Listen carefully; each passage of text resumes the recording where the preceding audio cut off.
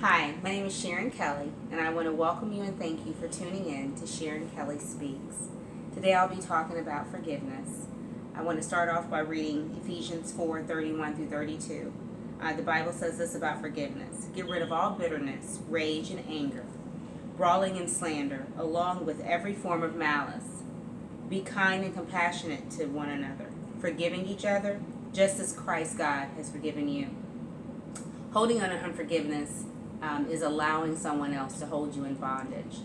I know many times I have gone down that path where someone has done something to me and I'll hold on to that for a very long time. I'll walk around being angry at them, thinking that I'm somehow paying them back. In actuality, I'm hurting myself. You're hurting yourself when you do that because you think that you're harming them by being angry or being mad or saying that you're not going to forgive them for something that they've done, but they're walking away and they're happy and they're not thinking about anything that you're bothered by.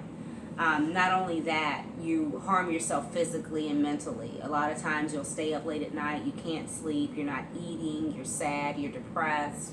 And when you are not at your best, obviously it doesn't just the person that you're feeling this toward isn't the only person that experiences it. It's the other people that are around you.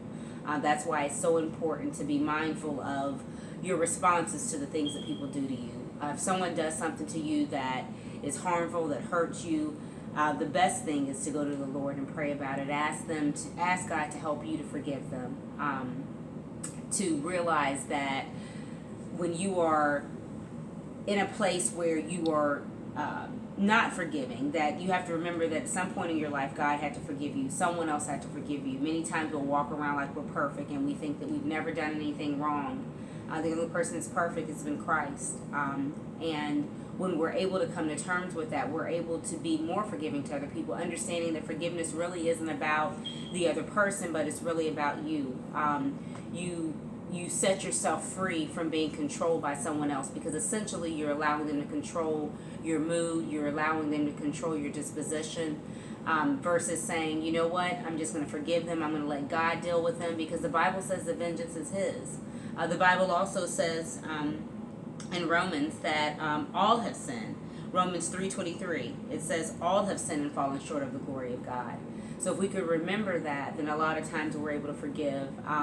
There's many things that happened to me growing up as a child, and I would walk around and be bitter and angry. I would blame people for things that I wasn't able to accomplish because of the things that I had experienced. And when I was able to forgive them and lay that at God's feet and really truly forgive them and accept the path that was chosen for me, I was able to be free from the bondage of unforgiveness. It was a wonderful feeling. Today it still is a wonderful feeling. I'm able to walk in the freedom of knowing that what they did, God has to deal with them on. But if I do something in retaliation that is not godly, God is going to then have to deal with me. Many people use this quote in saying that when you are unforgiving to other people, it's like drinking poison and waiting for the other person to die. I strongly believe that. I'm asking you today to set yourself free. This is Lessons Learned. Thank you for tuning in to me.